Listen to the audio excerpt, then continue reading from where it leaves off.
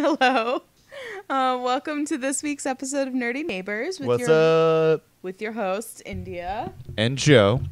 Hi. Each week we're going to talk about a different aspect of nerdom and beyond. And this week we are talking about... fantasy. We're talking about like fantasy. Dragons and magic and... dragons, magic, swords, Dwarves. elves, dwarves. It's good times. All the like. Unicorns, maybe? Possibly. There's like one with unicorn. I might want to talk about unicorns. We'll probably end up talking about unicorns then. It's a pretty good time. Cool. So this is actually, Joe did most of the research for this. Yeah, I once again just looked at the Wikipedia article about I did the not fantasy just look... genre. Oh, wait, you did? I mean, yeah. Oh, I thought you said I did. I was like, hush your face. I did way too No, much Joe research did real for this. research this week because he's an adult and has time this week, whereas I had lots of time last week. It's okay. It happens. It worked out real well. So, yeah, no, hopefully we're going to just do that kind of like alternating and then picking out schedules and things like that. Yeah, we'll figure it out eventually. Yeah, eventually. In like years. Do we want to do announcement stuff? I like that idea. Cool. So, oh, I already started doing it. The little guitars. Little guitars. For those of you who don't know what we're talking about, I want to just get this right out right now. When we go back and like edit the podcast and like make sure it's like good and we're both good and happy with it, we say a lot. Or so I do. And whenever I say so you can tell because it comes up and it looks like a little tiny guitar on the audio track. Yeah. So when we were doing some editings, we were going through and you would just hear us in the bedroom or in the office just going, the small guitars. The little guitars, they're going to get you. Anyways, so once again, we have social media up and running. Mm-hmm. So we have a Facebook and Instagram and Twitter, and we also have our Patreon running.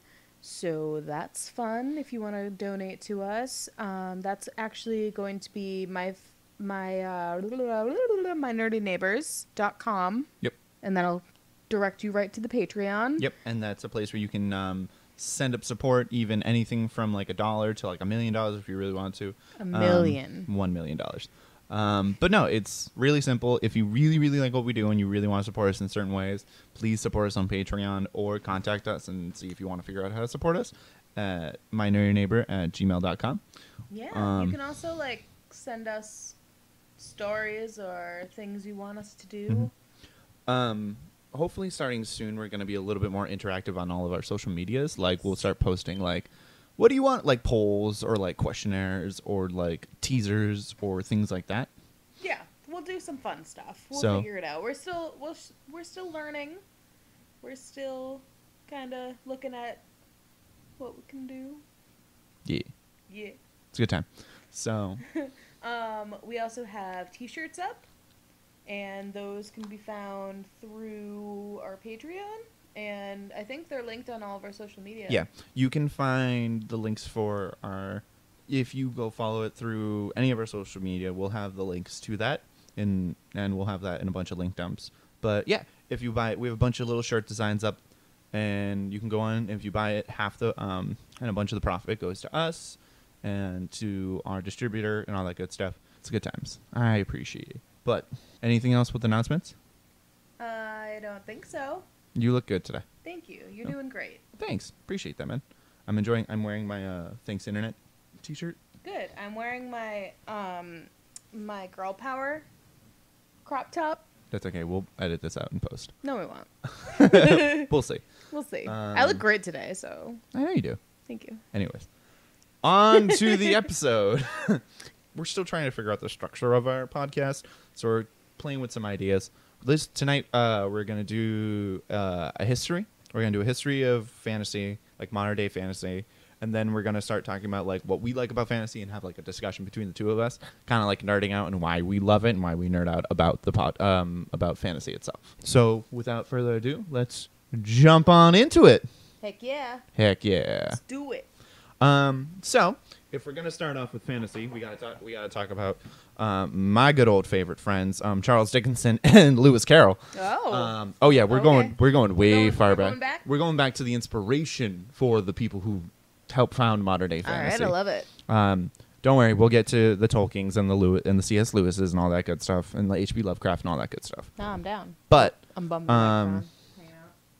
so Charles, to just give you a kind of idea, the first real modern ideas of what we consider modern fantasy were starting to creep up in the Victorian England and Victorian writing, where we could see with Charles Dickens's with his Christmas Carol, with supernatural beings with the and ghosties. Yep, with the ghosties and all that good ghosties. Yes, the spooky ghosties. And then the book, I believe it's A Yankee in a King's Court, which it's a oh geez. Yeah. Yeah. It's an old book. Connecticut Yankee in King Arthur's Court? I think so. I think that's the name of the title. I've never read it. I just have Yankee in a Court in my notes right now, so like internet bash me. I think it's a Connecticut Yankee in King Arthur's Court. It's some weird long name. But it's really interesting because it deals with these fantastical kind of ideas. And then on top of that, you also see Lewis's Carroll's wonderful Alice's Adventures in Wonderland, which was published in 1865. All right. And that's like your first real recording of someone going to a mythical and crazy type world. Would you call it a portal fantasy? Get out. There's a lot. That's what they're called. Yes. That would be. Thank you, India. You're welcome. That would be the entrance into like, if you're going into subcategories of what is that is like someone from our realm being moved to a fantastical realm, and you'll start seeing that kind of being like the beginning bridges towards what we consider now modern day fantasy, with like your Lord of the Rings and your Game of Thrones and things like that. Yeah. But moving forward, there's a lot. So those books start floating around, and from those books and some of those writings, we have a wonderful Scottish writer who I'm going to butcher his last name. I hope I don't. It's George MacDonald. Why would you butcher that? I have anytime that something's not American, I always feel like I butcher the name in some way where I don't add the right inflection or I don't do that thing. MacDonald. So it's like, so I get. Can we call him Old MacDonald? Did he have Old a farm? MacDonald? Yes, not McDonald. Farm? No, he did not. He was a writer. He was a very well known writer. Yeah. But George MacDonald was. He published two well-known books, well-known novellas. Sorry, which for those of you who don't know are just basically smaller versions of books. Smaller fiction novels, right? Yeah, they're like not a short story. They're larger than the idea of a short story, but they're not the size of a novel, which is really subjective. Where does a novella stop and a novel begin? Is there like a page number? I have no idea, because I've read novellas that are 125 pages long.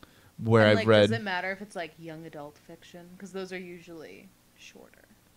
Probably, but I did not go into publishing. This episode is not about publishing, and Not today. Not today. But from what it was, they were considered as a novella, which is basically a long short story. And there's two books called the Fantasies, a Fairy Romance for Men and Women, and that was published in 1896. All right. And that followed a man who got transported to another realm where he was trying to find the woman of his dreams there, and it was in a very fantastical fairyland with a lot of fairies and bringing a lot from like Irish and Scottish folklore in that kind of realm. Yeah. And then on top of that, he also released a novella called The Princess and the Goblin, which is... I love The Princess and the Goblin. Yeah, so you've read Princess and the Goblin? Yeah, me and my mom read it together when I was little. That book is old as shit. But it's so good. It's so cute. So you know how you read that when you were a kid? Yeah. Guess who picked that up when they were kids? Our good friends Tolkien and C.S. Lewis. My boys. Our good friends Tolkien and C.S. Lewis picked up those books when they were kids. And C.S. Lewis actually talked about how the fantasies. It's really weird that we're talking about the genre of fantasy, and there's a book named Fantasies. By the way, it's called Fantasies. It's called Fantasies, spelled with a PH. Yeah, right? it's spelled Phantastes. Yeah, it's really weird. Interesting. Instead of like what we think is like fantasy with the F and just the Y. It's very odd. I totally read that when I saw that as like phantasms.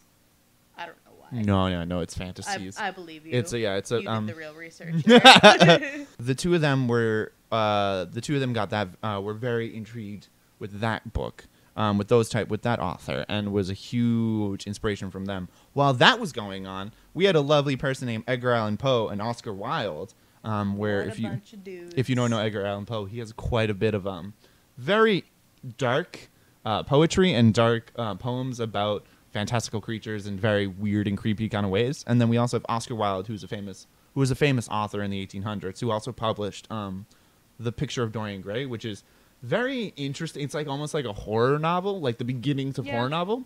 And while is this also when like Lovecraft was doing stuff, or is this No. We're getting to that. I'm sorry. Hold on a second. We'll get to the history things. Okay. I got a timeline going on. While those guys were writing out their stuff, a young H.P. Lovecraft started reading up on all of these things. That's why I said if you wait a second, you'll listen. You'll learn. See, I speak words good. It's fine. Speak words good? Speak words good. You know what I'm... smart. So smart. While that was happening, a young boy by the name of H.P. Lovecraft started picking up those books and was falling in love and creating his own little stories. Mm-hmm. And then the first real father of fantasy is actually George MacDonald, who created this kind of portal world. And then on top of that, very quickly after that was published in 1896, a young man by the name of Franklin Bonham, I believe that's his name, L. Frank Bonham, published and wrote The Wonderful Wizard of Oz in 1900, which is one of the first full fantasy novels ever to be released, which was really, really exciting. But while all of that is happening across in England, in around the early 1920s, there was an American magazine dedicated to just odd and weird stories and tales of just different types. What was it called? It was actually called Weird Tales. It started publishing in 1923. I know, right? They're super... super old. It's 1920s, so like this is like new and crazy ideas for them. So it's all like, oh my god, there's a ghost. The cat's pajamas. But no, it's... I hate you. The bee's knees. Yes, sure. Isn't the bee's knees from the 60s and the 50s? No. Bee's knees and cat's pajamas are 20s. I thought cat's pajamas was 20s and bee's knees was 50s. No. Okay. It's all the 20s. Is it? They had weird talk back then. I know they had weird talk, but I didn't know if that was weird talk later decades. Dames. You know. Well, all right then. While that was happening, through all of those kind of all those inspirations that we were just talking about, so we got H.P. Lovecraft, and a young boy by the name of Robert E. Howard started becoming frequent contributors. And for those of you who don't know, H.P. Lovecraft was the creator of the creatures that we love to know now as mind flayers, and wrote the book The Call of Cthulhu, which is really where if you don't know what Cthulhu is, he's effectively like another version of like the Kraken. Yeah, like the Kraken devil thing. Yeah. That makes you go insane. I'll throw some pictures up and throw them in the link dump. Yeah. But Cthulhu's kind of terrifying. Yeah. But on top of that, besides H.P. Lovecraft, we had Robert E. Howard, who was actually the original, the creator of Conan the Barbarian. So Conan the Barbarian made his first debut in like the late 1920s. All right. Before Tolkien had his Hobbits, or C.S. Lewis had his Aslan or Narnia or anything like that, you were starting to see things like that kind of pop up in America. And this was through Weird Tales? This was through Weird Tales, because Weird Tales was effectively like you sent in your stories, and they would have their people look at it, and they'd go, yeah, we want that, and we'd publish that. And they're all illustrated, right? Or were they not then? No. Now. There were a couple. Yeah, it's that's a lot of the adaptations from what it is. In Weird Tales, they would have like cover art.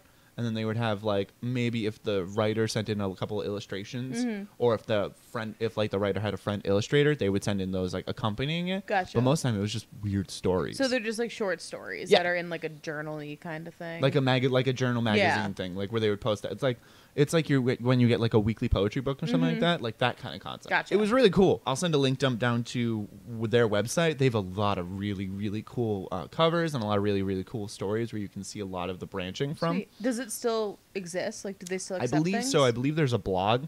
Okay. That it's turned into kind of like an online blog. Cool. At least that's what I've kind of Discovered is I don't know if it's still the same company, but someone on the internet has now passed the torch and is taking weird things. It's kind of like creepypasta, kind of, but creepypasta has taken like the full H.P. Lovecraft kind of feel to it. I mean, yeah, it's all horror, as opposed to just like weird it's like stuff. it's kind of like everyone's own Reddit at this point. But while the American Magazine of Weird Tales is happening, all that stuff, over across the pond, we have a group of friends and literary writers and all of these professors at Oxford together, calling themselves the Inklings. Ah, yes. It's what a name. Inklings. Is this kind of like Dead Poet Society, but like very much where this was like one of the inspirational groups for Dead Poet Society. They all like hang out under a tree in the fall and they write. They all smoke their tobacco leaves and just talk about out of pipes and just talk about writing. But they have to hide it. No, they're the professors at Oxford. They don't care. Oh, right. They're the professors. I was about to say, they're the professors. I was picturing them as, like, cool teenagers. Oh, no. They're just they're like the cool professors that you see at college. You're like, oh, okay. I want to be friends with you. Gotcha. But two of those members of this society, they're basically just a group of friends, was C.S. Lewis and J.R.R. Tolkien. But boys. So like a lot of them would just like write little stories and talk about literary stuff. Out of all of these things came these wonderful stories that we know and love and everything like that. And now we come into the part where I really enjoyed it and I started going a little bit crazy about the relationship. Oh yeah, did you? A little bit. It's just I find the relationship between Tolkien and Lewis like bonanza's amazing. It's actually really cool. But to just give you kind of going from person to person, let's talk about Tolkien real quick.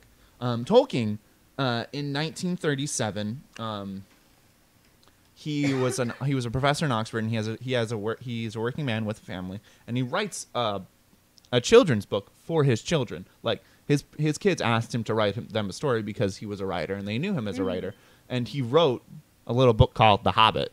Like that, casual. Literally, that was supposed to be for his children only, and for some reason, the book got into the hands. People think that it's because of his friends in the Inkling Society, because they were like, "Hey, this is really talented." He's like, "No, it's just garbage. It's fine." It's a garbage, like 400-page book. I don't know what you're talking about. It's only brilliantly written with like its own languages. A copy of that got into the hands of a publisher, a local publisher, and she convinced him to publish this book.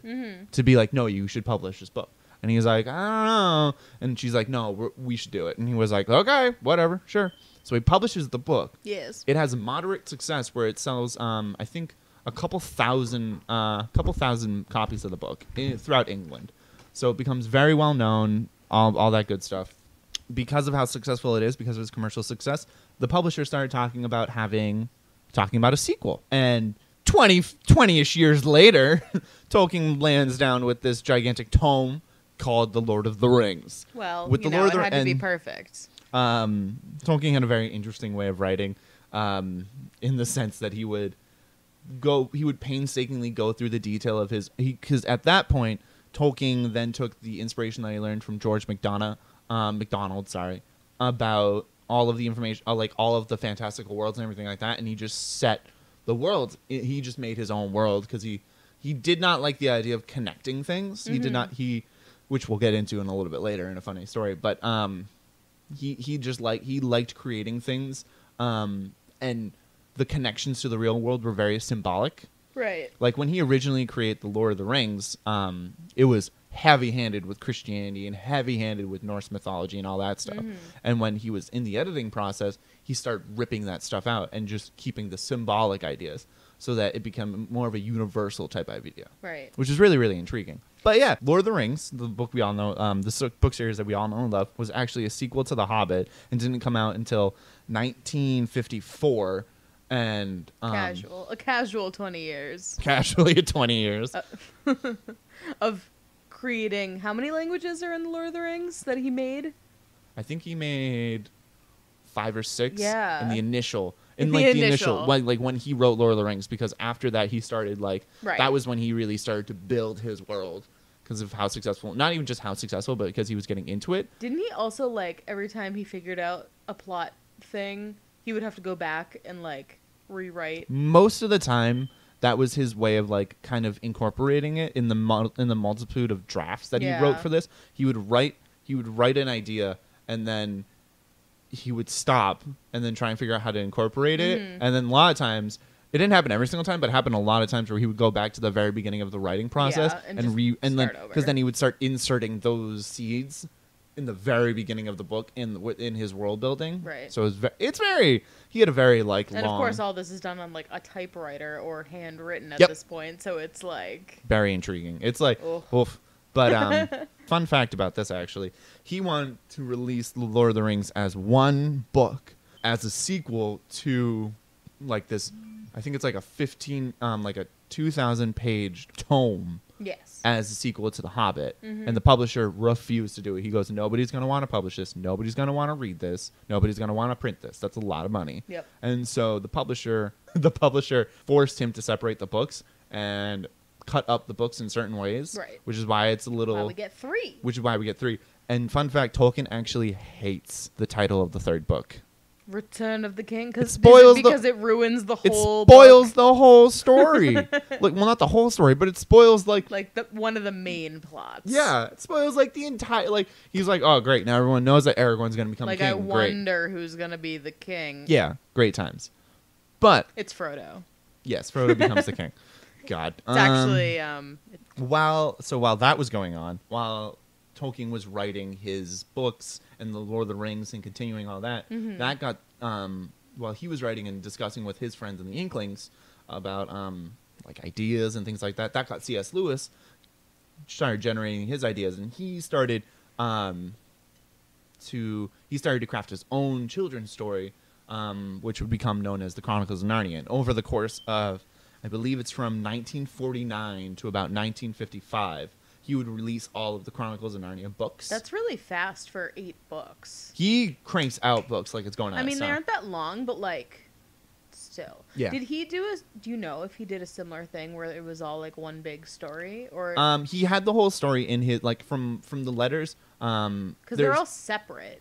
Yes. Like, Well, kind of. the idea is that they're separate, but there's a through line of following Yeah, the children and following well, this not kind all of... the same children. Yes, but like following children through... Yeah. That's like, because it's supposed to be a children's novel, and Yeah. like the children's experience through Narnia and the growing up and the idea of growing up with Narnia. Yeah. Because if you notice, as the books, most of the books as they get older, as we go farther and farther in the series, the things It's in Narnia older and older themes too. So that's Yeah. kind of where that concept True. comes from. The first one though is like pretty dark. Yes. Have you ever read The Magician's Nephew? Well, no. The Magician's Nephew actually is the last book that was ever released. Yes, but it's the first in the series, technically. No, I understand that, but I'm saying in the release schedule, Right. it got more and more adult. So yeah, so C.S. Lewis started releasing all the Chronicles of Narnia, and by the end, and he actually finished releasing them around the same time that The Return of the King was released, which is really, really funny because they're like super... like the two of them are just super entangled with each other, and they're kind of like they worked together at Oxford. They were great friends. They base a lot of characters off of each other. Weren't they like friends, but they didn't like each other's writing? They were in. It was not that they hated each other's writing. They felt very different about it because going earlier when I was talking about Tolkien ripping a lot of like the blatant Christianity in his books and the blatant the blatantness of the influence of Christianity. Yeah. And he would take those out to kind of give it its own living world kind of idea. He took them out to give them to C.S. Lewis to put them in. Well, yeah, and C.S. Lewis just... I love the Chronicles of Narnia, but C.S. Lewis is very much... He takes different aspects of different cultures and different folklore and different religions and just smashes them all together with the big symbolism of Christianity in the back. Especially in Lion, the Witch, and the Wardrobe. Yeah. So it's this... It's very intriguing because there's the two of them, which C.S. Lewis was just like, let's put it together, let's see what it works, and it's kind of this mixing pot. Right. Whereas Tolkien is very much, he kind of melts it and refines it into his own kind of thing, which is very, very intriguing. On top of that, so by this point in the mid 50s, so at this point, this is when like fantasy, the two series, and I don't want to say mostly Tolkien, but mostly Tolkien, because Tolkien was much more of a commercial success than C.S. Lewis was in the initial release. But C.S. Lewis has now almost rivaled him in a lot of the selling. I believe that it's like when it comes to fantasy novels, I believe it's like Tolkien, then Lewis, then like George R. R. Martin and a bunch of other people. But the Bible is still the first one. Of course. Always will be. Which is very intriguing to me that it's really listed as like the top fictional book sold. Yeah. Which is a whole interesting conversation that we're not going to get into now. We're not going to get into that at all. But no, that's very intriguing. But because of these two commercially successful books, kind of paved the way for a lot of future authors and future writers to kind of make fantasy a marketability and a writable topic, which is very, very cool. But fun fact about this, because the two of them were so good friends and they were super inspirational in either one of their writings, they actually wrote characters for each other. Yeah.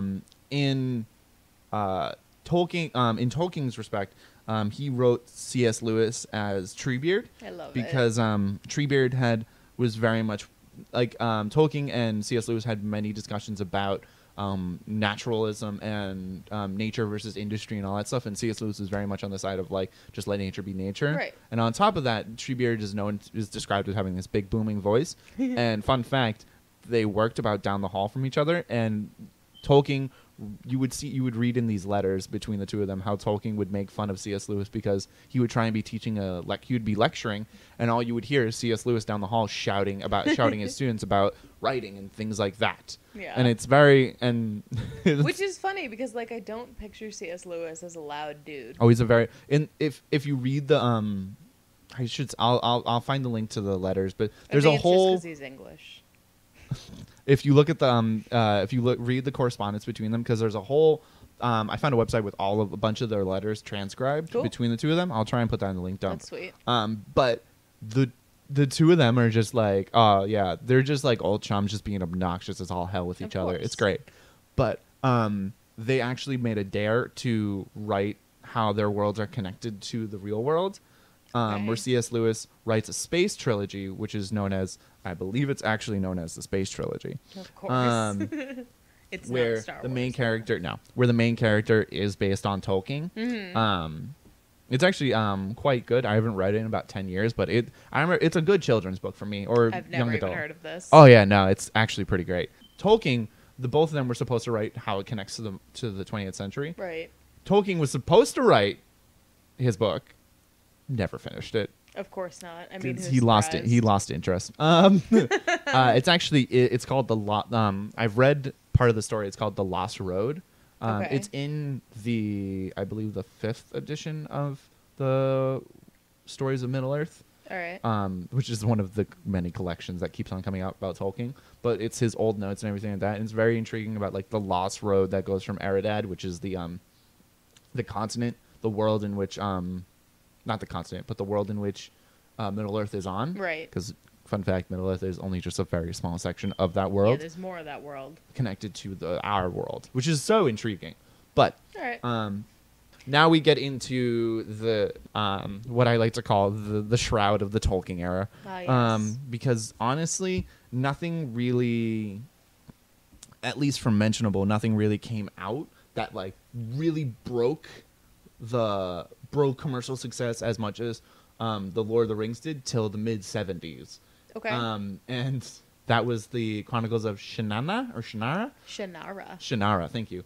I'm terrible at pronouncing things. Which there's an interesting adaptation of it on Netflix right now.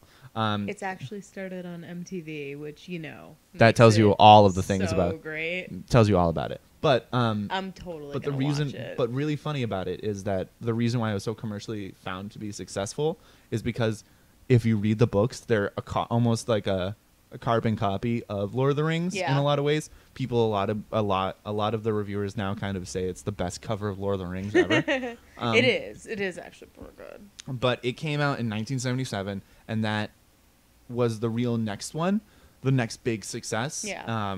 But between that time, the Shannara Chronicles came out. A little in 1974. A little tabletop game came out. Oh, did it? Called Dungeons and Dragons, And which what a was made by game. Gary Gygax and Dave Anson. And 2 guys who have way too much time in their hands. no, they were actually. I really enjoyed them. I really enjoy.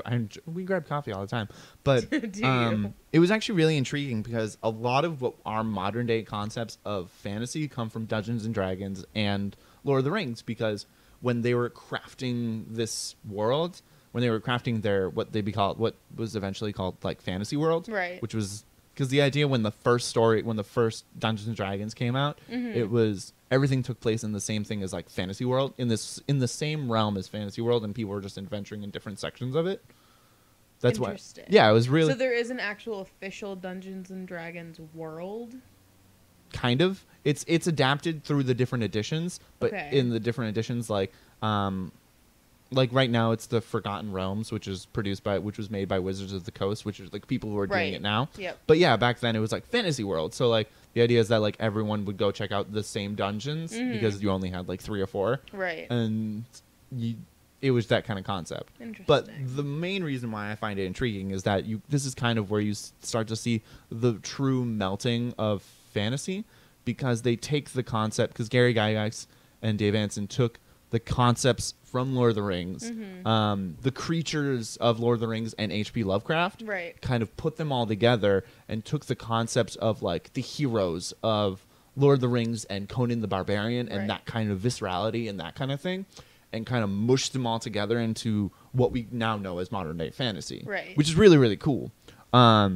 To think that, and I'm not saying that like Dungeons and Dragons created modern day fantasy. It's just very interesting that It's that's part of the creation of it. yeah, of what our concept to be is modern day fantasy. Well, I mean, so many people, when they think of fantasy stuff, I feel like they do go right to what we think of as like what's in Dungeons and Dragons or like what's in a Tolkien world. Yes, I was about to say there's a lot of people who would call Tolkien like the father of modern day fantasy. Yes. And I would like, after doing research, I would very much disagree with that, because there's a lot of people that kind of collaborated and added to and created and helped create this modern idea of modern day fantasy. Well, it also Tolkien depends on like where you think it started too. Yes. And if you're like, you can go back as far as like Greek mythology if you really want to. Well, yeah, I agree with you on that, and that's like where the original concepts of fantasy come from, and Right. where you can see the inspirations from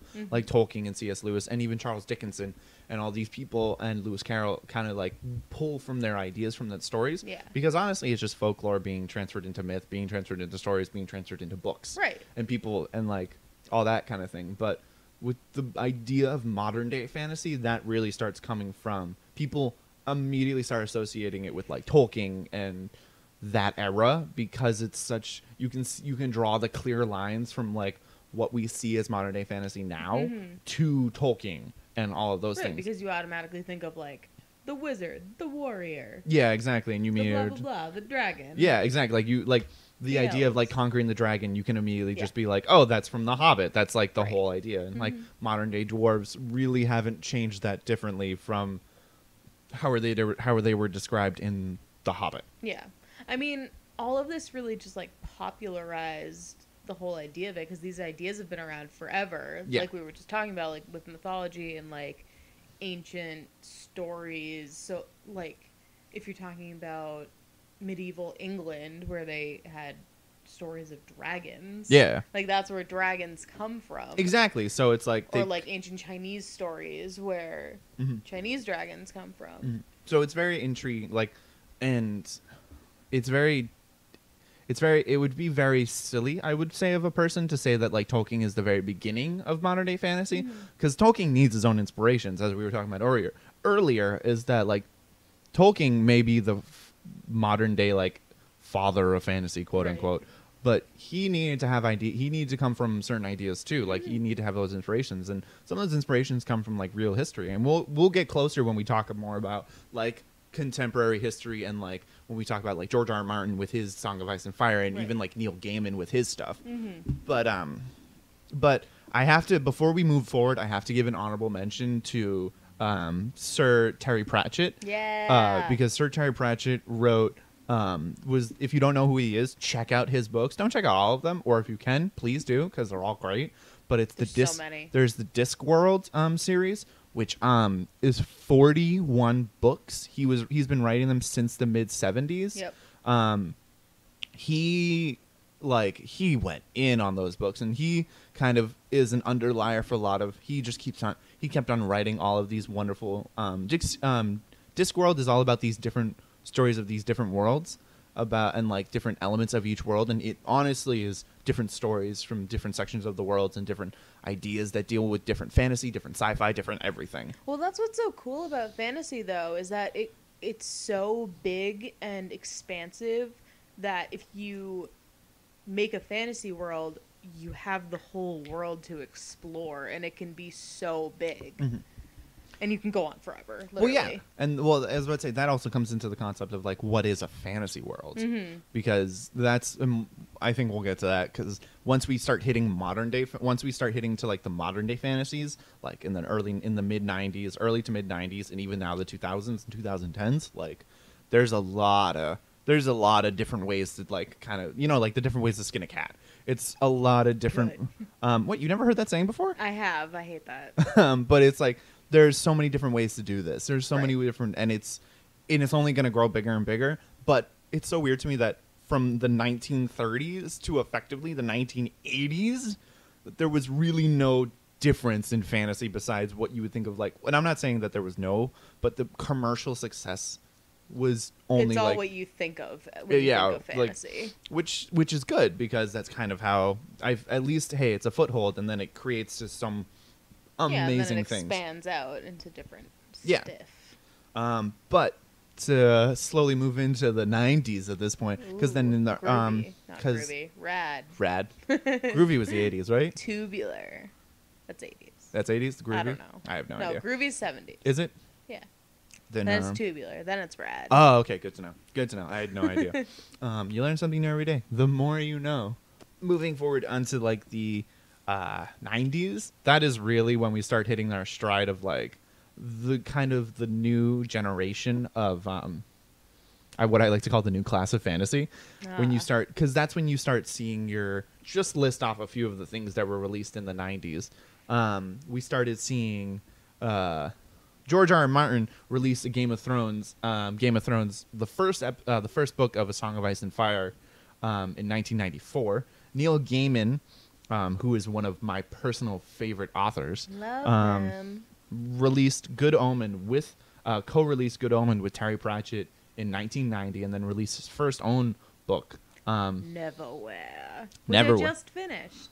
It was really good. Was it? Yeah, it Good. was. I liked it. Neverwhere in 1996, and then he released Stardust, which is adapted into a wonderful movie. It's so good. It's in so cute. 1999, and while that's also happening, we still haven't even hit J.K. Rowling, who released Harry Potter. the slew of Harry awful, Potter, sorry. the slew of Harry Potter books at the end of the 90s, and while that's also happening, we still have we haven't even talked about like film and like that stuff, because that's when we had like the stories of Hercules and Xena Princess Warrior. Yes. Because Xena Princess Warrior was like... I watched that every Saturday. But like that also had a huge help in getting people back interested to fantasy, because fantasy kind of went into a dip when in the 80s, when the giant when the churches went crazy over Dungeons and Dragons and things like that. No. Oh, you never read about that? Oh yeah. Is it like Satanic Panic? Oh yeah, no, Fantasy Panic? No, it's straight up Satanic Panic. Oh, like it's part of Satanic Panic? It's like the idea that like because of Dungeons and Dragons, because this fantasy realm, like witchcraft, wizardry, like it is a sin against God, like it's a Satan, like so like in media culture, a lot of it kind of took a dip away and was like, because they just didn't want to get the hate for it. Yeah, which is okay, because I mean everyone's still freaking out over Star Wars at that point, so because which is fine, but no, moving on to like the 90s is really when fantasy started making a slight resurgence with a lot of like the wizarding world, and that's when you start to see the different sorts of variety when it comes to fantasy and how you can do fantasy. Like that's when the idea of like urban fantasy started coming into the idea. Yeah. Like Neverwhere was really one of the first kind of books to deal with like Yeah, because that's, I guess it's kind of a portal fantasy, but also it goes back and forth between the real world and the like underworld. But yeah, it's also like, urban because but, it's based in London. But not even like, I wouldn't say urban fantasy is like it has to be set in a city or things like that. But I'm saying like it's something that directly connects to. It's not in its own separate world, and it directly connects to it. Like you know how in Harry Potter they go back and forth from the Muggle world to the Wizarding world all the time, and there's these weird kind of like parallel universes kind of living together. Yeah, there's a lot they're of like invisible to normal people, and it's like one of my favorite comic book series, Hellboy, has a huge amount of that where you go into like the monster side of the world where you kind of see these different things. Also great films. I was going to say also Guillermo del Toro. I was also going to say great comics. They are also great comics. But then also this is where we start to see the rise in different comics coming in. Like True. Like one of my hands down, like if you have not read Sandman, so good, by Neil Gaiman, please do yourself a favor. Sandman, and like none of these places, none of these people, and none of these things are supporting us in any way, shape, or form. We just love them, for the record. But if you have not read Sandman, Sandman is a great one that came out in the 90s, and then like Sandman started coming. Sandman came out in the late 80s. Yeah, and it's a comic book because he was in the middle of producing that when it came out. But and like now it's expanded so much. Like Saga is such a big one. What's Saga?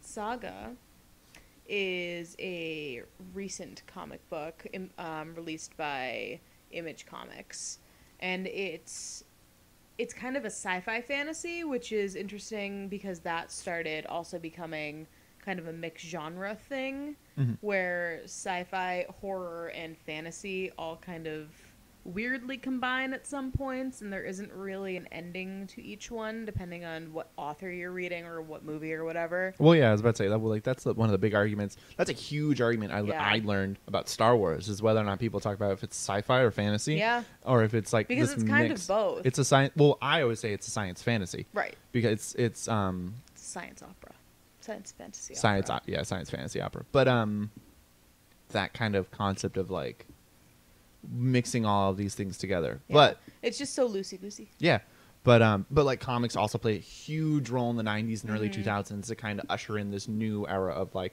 fantasy. And then while all of this like is starting to turn and boil and everything like that, and like the book George R. R. Martin started releasing more and more books.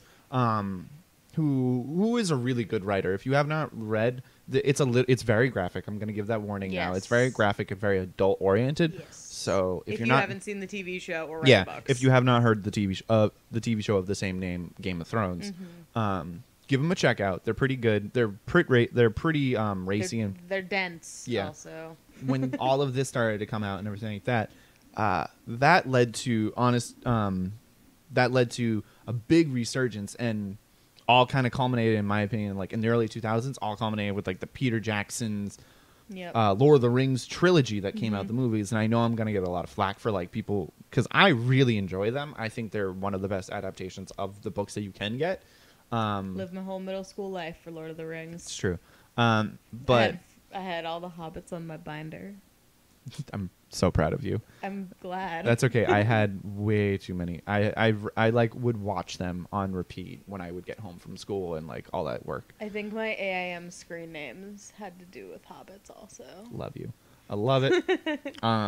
But like living in that idea of like fantasy then started resurging, and then you would start seeing a lot of fantasy novels coming out or a lot of fantasy movies coming out, and just this like ungodly plethora of fantasy things to come out. And well, there's also like, once again, I think it splits off a lot more once we hit 90s and 2000s into like because that's when you start so getting many a lot different more genres of fantasy. Well, that's when I feel like fantasy starts going from like what we know as fantasy Yeah. and starts building into like more of a setting or more of like a gigantic genre where you try to find the niches of Right. like the different styles, because that's when you start getting like your historical fiction, your historical fantasy.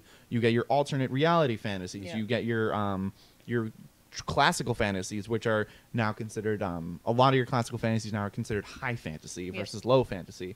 Well, there's also like weird like niches of it that are like dystopian fantasy, like things like The Road Yeah. are technically Dystopian, I guess it would be dystopian horror fantasy kind of. It gets so weird and like mixed up once you start splitting off, but it's also so interesting that you can get to those kind of genres through and it. and then it that all started with like the original like J.R.R. Tolkien stuff. Yeah, so you kind of like, and you kind of see where like it kind of builds into this new thing, and now like I'm in the middle of reading. I've just finished reading one of my a new series, first book in a new series called The Name of the Wind by Patrick Rothfuss. If you have not read that book, I would highly, highly, highly suggest picking it up at your local bookstore or finding it on your local audiobook or Kindle or something like that. Go to the library. We need help. We like libraries. But it's that deals with a very like introspective kind of idea of like a very it's a heroic. He even says it. He calls it like his own heroic fantasy. He doesn't think of it because it's all focused on one character kind of retelling the story of how he became this, and then also hero's journey arc kind of thing. Kind of, but in a very different style, very different way. Okay. Because it's you meet him like midway through his hero's journey, and I don't want to spoil the book. It's really good. Go check it out. Sweet. And then there's also Ken Liu, who's a local Massachusetts person, which I super appreciate. But he just released. He's in the middle of releasing a book trilogy called the Dandelion Saga, which is they just released The Grace of Kings, and I think The Wall of Storms just came out about a couple months ago, and I think he's working on the third book right now. But it all is set in this kind of East meets West kind of idea. Like he takes a lot of the Eastern stories and Eastern ideas and mixes them with modern day fantasy. Yeah. Yeah, you were super into those last Oh time. yeah, it was so good. They're so good. I'm waiting on the third book, but like you kind of what we were talking about earlier, where you see the kind of mixtures of what is of what fantasy can kind of become. Right. Because he was thinking of like the way that he kind of sells it, and he kind of sells his own book as not like a not straight fantasy or high or low fantasy. He calls it silk punk, which is like his take on steampunk, but with Western. It's like steampunk meets Eastern fantasy ideas. Okay. And it's really kind of. So it's kind of like samurai heroes rather than. No, it's more based on like Chinese, unlike the ancient Chinese. Chinese history and things like that, like the feudal lords of China. So it's Chinese based rather. Oh yeah, I was about to say he's a Chinese. He's American Chinese, and he's but he deals with he takes a lot of the stories from ancient China and Eastern stories and puts them on a Western twist with a lot of influences from the East, but like with the Western kind of steampunk but not twist to it. And it creates this new and fantastical world, which I think is great, because it kind of makes it its own. Yeah. Which I highly suggest. So is it kind of like Victorian almost with the steampunk element? Yeah. Technology wise, I guess. Yeah. Like there's they just start creating airships and things like that. Okay. Like it's very much like that. Interesting. It's really cool. I highly dig it, but yeah, so to lead up on that, that's kind of like the brief history of modern day fantasy and how it kind of comes to be.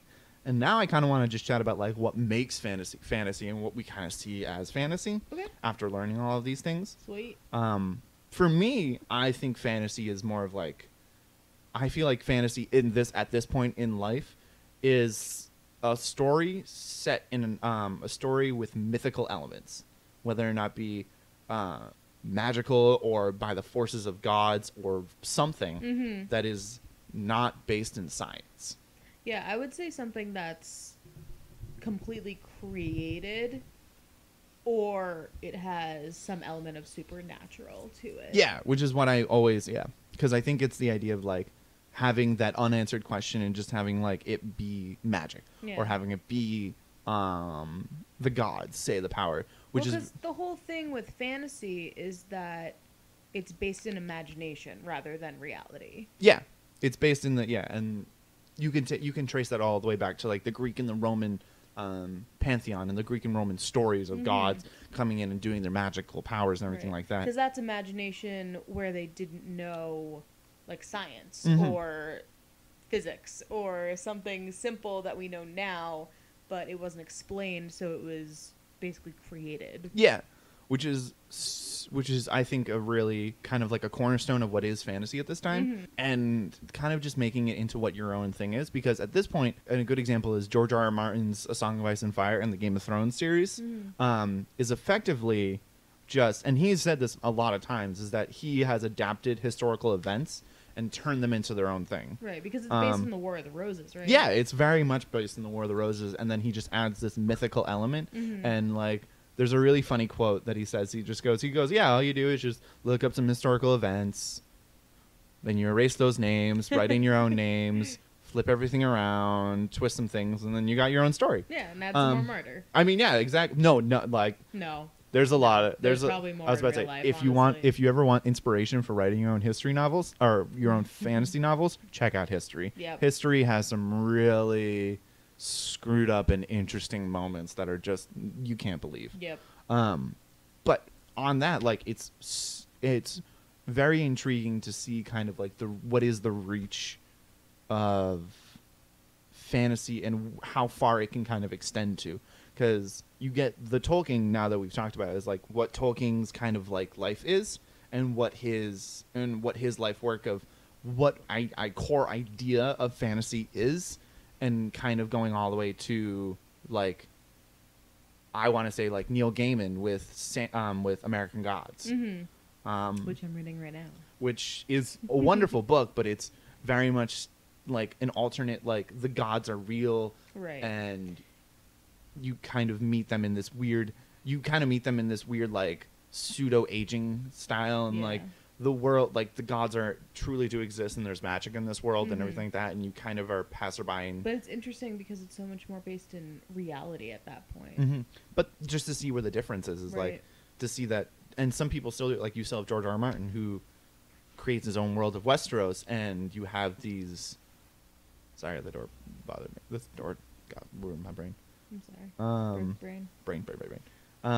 But like the world of Westeros is his own like creation of what the world is, and his own kind of, yes, he took a lot of concepts from historical like history and things like that, but he kind of crafted it into his own realm that mirrored some ideas. And Tolkien, who definitely mirrored some of his some of the stories that have happened in the world and things like that. But it's interesting to see characters like see people like Neil Gaiman or J.K. Rowling kind of create these parallel universes that do a lot different things and things like that. There's these fantastical mythical elements into the world that are magical and are fantasy by their concepts. It's fantasy based, but it's also based in reality. Yes. As opposed to being a whole different separate world. Yeah. Now it's kind of combined with regular fiction. But it's like, but what do you mean, like regular fiction, as in like? As in, like, it's just a story about people that don't exist. Yeah. Is the basis of fiction, whereas fantasy is a part of fiction. Yeah. Know what I mean? No, I get what you mean. What you mean. And it's like, that's how I kind of see it, and it's very interesting to me on that concept. And like, I feel like fantasy itself, at the core of what fantasy is, it's a story about something happening with people with mythical elements that are included into it. But a lot of people, but that in itself can lead to a lot different stories, as seen with the authors that are fantasy and things like that. Yeah. Because if you look at it, you have Harry Potter, who's all magic, and all these different stories. You have George R.R. Martin, who has these stories of like Jon Snow, Ned Stark, Cersei Lannister, and all these different characters, and Daenerys Targaryen with her giant dragons, and you have all of these different fantastical elements that, and even like Tolkien with his Frodo and Aragorn, all of these very interesting concepts and these very mythical ideas and magic and all these different things. Those all fall under the what is known as the umbrella of fantasy. Right. But then you also can look at the concept of like Neil Gaiman or one of my favorite graphic novels, the Fable novels, which are all about dealing with when fairy tale creatures come into the real world. They come into the real world and they have to live in the real world and they have to live in New York City and like they have to kind of deal with that and kind of trying to hide their world away. Which, by the way, if you have not read that book, that series, I highly suggest it. It's a very adult themed, but it's really, really cool. It's like The Wolf Among Us. Yes, it's the Telltale game, The Wolf Among Us, was based off of that that comic series. Mm-hmm. But yeah, it's which we never finished, by the way. We'll get to that. We'll do it. We'll do it. So that leads to, is that what you kind of think fantasy is? Yeah. Is that? Nice. What are your thoughts on like what makes fantasy? I mean, it's like what I said before. It's just a story that's based in some sort of imagination, whether it's based in the real world with fantastical elements or supernatural elements, or if it's its whole separate world. Yeah. But I think most people, when they think of fantasy, originally think of the whole separate world thing. And I think that's where that interesting concept of it kind of like smushes together a bunch of different genres once we hit modern fantasy, because that happens.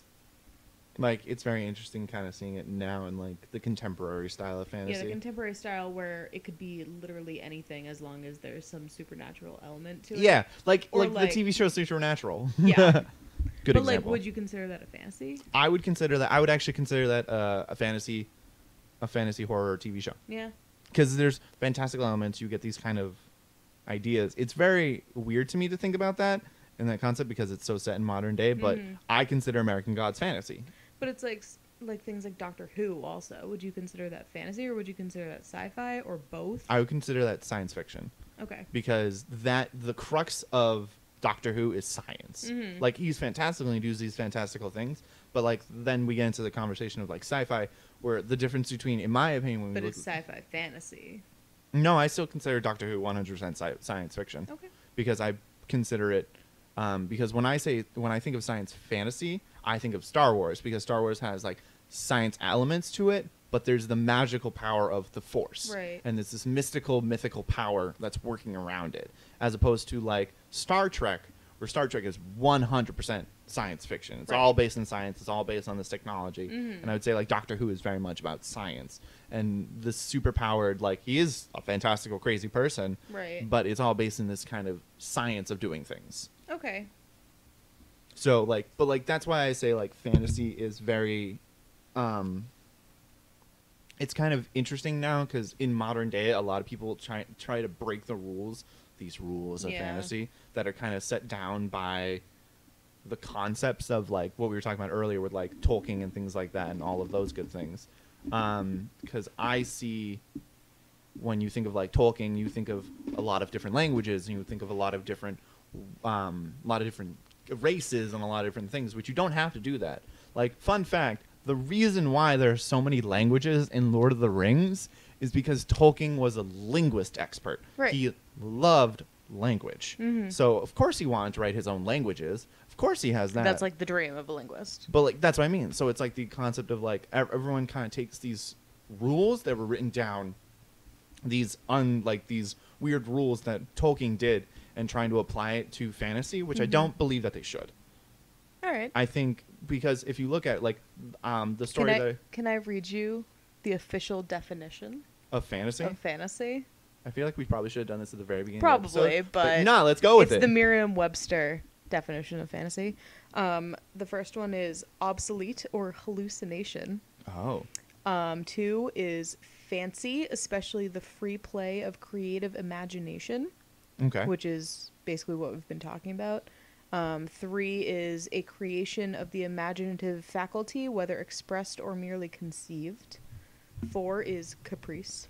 5 is the power or process of creating especially unrealistic or improbable mental images in response to a psychological need. And that can either be as an object or a mental image. Interesting. Mm-hmm. And then, like, going along with that, this is, like, kind of a broad thing. It falls under the umbrella of speculative fiction, which kind of holds all of, like, what we were talking about, sci-fi, horror, fantasy, all the made-up stuff. You know. The made-up stuff. Fantasy is always set in a fictional universe, usually without any real locations, people, or events, but it can. Usually at least one of those is made up, though. Interesting. And there's usually an element of magic or the supernatural, and that can develop out of myths or legends, which is why I was talking to you earlier about how, like, ancient Greek stories or ancient Chinese stories and things like that that go back, like, centuries could technically be considered fantasy, but not modern fantasy. Mm-hmm. No, because that's a lot of, like, that's classical fantasy. Yeah. But that's intriguing that fantasy could be seen. I think that goes along with what we were saying a lot of times, is that it was just a modern day fantasy itself is supernatural things happening and in this kind of fictitious way. Mm-hmm. Intriguing. Yeah.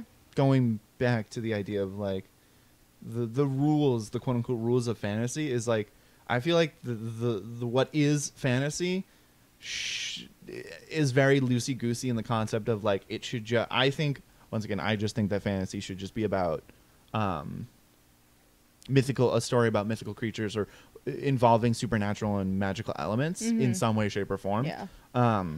But that doesn't mean that you, like, a fantasy doesn't mean that you need to have orcs. Doesn't mean you need to have goblins. Doesn't mean you need to have dwarves. I think all it means is that it has to not be something based in reality, is the general But then, thing. yeah, I was about to say, but then it's very interesting to me, because then where does that fall? Like, where does where does American Gods lie? Right. Because all of that is based on folklore and ancient stories and things like that. It's kind of like an updated classical fantasy. Yeah.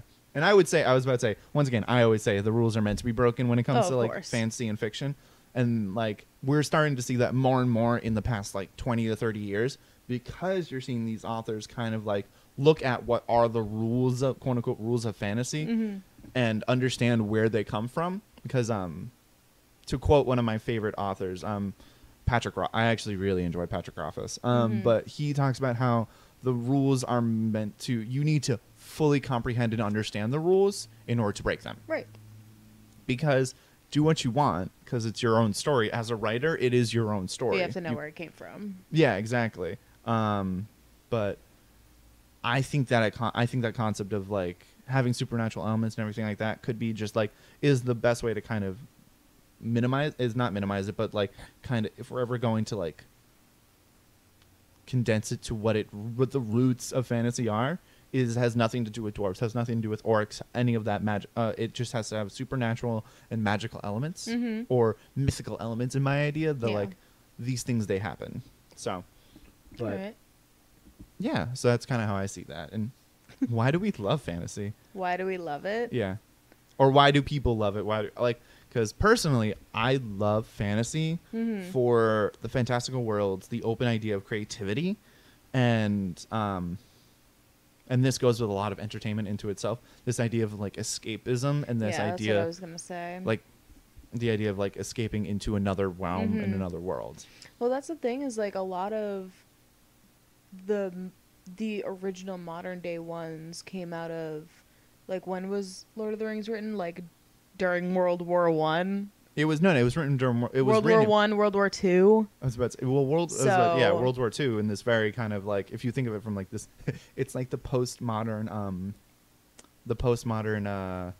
theater with, like, with Samuel Beckett and, like, David Pinter, Harold Pinter, not David Pinter, but, like, Samuel Beckett and Harold Pinter, where it's these very kind of inexpressive ways to kind of do their own thing. And I think a lot of it, especially those first couple, came out of the escapism from World War II, whereas everyone's like, oh, we could go to the movies and watch all these like reels of people in the army, hooray, or we could read this cool new fantasy novel that has nothing to do with the real world that we're kind of sick of hearing about all the time. And it's fun and exciting, and it's based in heroes rather than like terrible, horrible things that are happening in the world. Yeah. Which is, you know, probably why it's so popular today. Well, I was about to say, yeah, because in today's society, it's just a little, things are a little hectic. But I agree with you on that there's that certain amount of escapism to understand, to kind of get away from a while and just be sucked into a book or be sucked into a heroic story of the good guys win or things like that. It's like but Sam's once again, speech in Lord of the Rings. Yeah, exactly. Two Towers. But it's actually that is technically it's in the beginning of Return of the King, isn't it? Or no. No. Because the beginning of Return. No. It's in the middle. No. You're right. It is in it's in the Two Towers. Because in the Return of the King. I'm thinking about Shelob, how they put that in Return of the King, but it's actually at the end of Two Towers. Yeah. And how Boromir dies at the beginning of Two Towers in the books. But don't worry about it. But no, the way that I kind of look at, but like even talking about like the escapism of these creative worlds and things like that, those are rules, those are quote unquote rules that have been kind of established through books that and stories that have been created from the Tolkien era and the 50s, 60s, and 70s. Whereas if you look at George R. R. Martin has a lot of like the Song of Ice and Fire and all of those things. You can kind of see. And there's a lot of other writers that do it in modern day. I know Neil Gaiman does it too, where they kind of rip. As you can tell, we kind of enjoy these people. No way. And they don't kind have all of, the books and even in J.K. Rowling kind of rips a lot of themes and a lot of feelings that are happening in modern day society and putting them into their books and kind of. Another way to kind of digest what's happening in the world today. That's true. It's also like not purely escapism, but like almost an explanation or reaction to what's going on. Yeah, I was about to say. I feel like a lot of books are also very reactive to because very reactive to the world that's happening around them, and that's true, and that doesn't always have to be the case because there's some I know some authors will say like, no, I just really wanted to write my story. Like everyone and their mother always thinks that. Tolkien wrote his books and had the World War II as like a symbolic metaphor for World War II. And he's like, no. That's not true at all because he wrote them as his own story. There were definitely elements that he brought from his wartime when he was a soldier in World War I. Right. But he has no direct correlation. He's not trying to connect like Saruman to Hitler or things like that. Right. Just happened to all happen at the same time. Yeah, it was just which I think you can say is like a kind of his creative reactivity to the wars and to things that's happening around him. Well, and that's the other thing is I think people like it a lot because it is so creative. And because it isn't based in reality, the rules don't really apply anymore. Yeah, that's what I always really enjoy. So like you can have characters that can fly and use magic and walk on snow, Legolas looking at you. And like things you only can imagine, which is the whole base of and it. On top of that you also get like these fantastical stories of like the chosen ones, or you always have like someone a fantastical or a not so fantastical person doing fantastical things. Like the boy who lived. Like Harry Potter, I feel like is a very good example. Is like Harry Potter until he was 11 years old. I might get roasted by the internet if I don't. You're right. Okay, good. That's when he gets his letter to Hogwarts, Joe. Yeah, I want to make sure it was 11 and not 10. But when he was 11 years old, he kind of was thrust into this new world and becoming this kind of hero figure. But at the very end of it, he's just a boy who did who like survived this thing and was thrust into this idea. The same thing with Frodo. Frodo was just a hobbit, a regular person from the Shire. Yeah, but he's related to Bilbo, so everyone's like. But it's the idea that he's kind of a person who's just thrust into and he takes upon this mantle of I will be the person to take all of this and become this heroic figure and all that stuff. Well, that's such a common trope too. Yeah, and that's when you can like get so many young adult fantasy books. That's it. Yeah, That's all of it. well, that's like I was about to say that's like your main character half the time. Aragon. Aragon has Aragon's like that idea that he has. Well, that's the you find a thing. Yeah, that's like he kind of discovers and takes up the mantle of the things that he was supposed to be because he didn't really know that he was he doesn't know that he was a king. Rider. Well, he didn't know he was a king until he was 20 or 18. Right. So yeah, so there's also that whole trope of like the lost son thing, but there's so many. Yeah. But it's a good time. I enjoy it. But no, I always enjoy fantasy because of the creativity, like mostly the creativity that it brews from people and that concept of like creating different worlds, which is why, and I'm such a nerd for lore and backstory and learning about what is this realm that someone makes and like what goes into making this realm or the world in which the person's working in. So like I love learning about I love learning about like and seeing and watching interviews and listening to interviews and reading them about like why Tolkien made Lord of the Rings the way he made Middle Earth the way that he did, why C.S. Lewis created Narnia in the way that he did it, why H.P. Lovecraft created these creatures, and it's like because he was reading Edgar Allan Poe and Oscar Wilde, who had these very interesting and different ideas, and so that kind of generated things in his mind. Well, I think a big part of it is I don't think people realize how much research actually goes into making a fake world. Oh, no. There's so much research. Do yourself a favor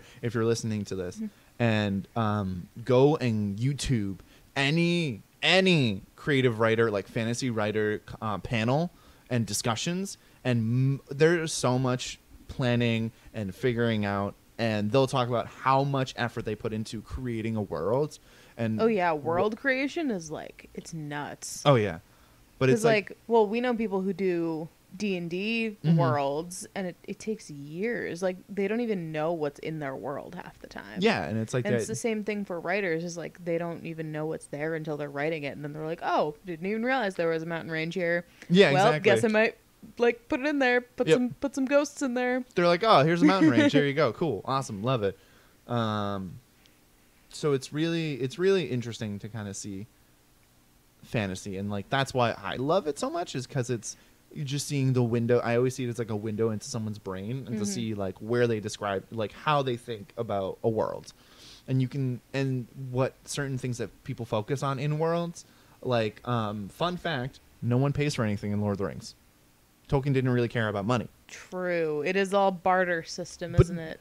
There's no purchasing. I when I was rereading the books, the past couple weeks, there's no buying. Interesting. They don't really buy anything. There's usually like, oh, I'm going to give you like, if anything, there's a barter. If I give you this to this, but there's not even that much of that because Tolkien didn't really care. He was more interested in the writing of the songs, the writing of the languages. Whereas like, that's actually really interesting. I never knew that. And if you look at Martin, George R. R. Martin's Song of Ice and Fire, he is super interested in families and the idea of landowning and the idea of lineage and for some reason really enjoys food. But it's like that concept of he's super into like histories and he's 100% into history and lore and all that stuff. So you see how much effort that man goes into creating these huge families with these huge histories and things like that. And that's why it takes so long for each book to be written, but it's worth it. Yeah.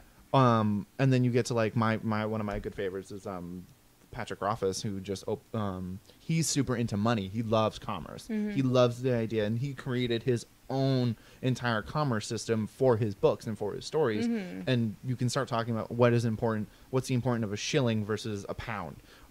That's not the actual names that they use, but but what is the importance of them in this world? And what's a dollar versus a penny? And you kind of slowly learn it through the story rather than and it's getting told. And people are always talking about it, which is cool and intriguing to me. So it's like they put their own personal interests within the fantasy world. Yeah, because it's like what you kind of see what interests you in those things. Like the idea of like, I guarantee you the person who created Supernatural had a super interest in folklore stories and and demonology, demonology, and like love the idea of the stories of like Conan the Barbarian hunting things.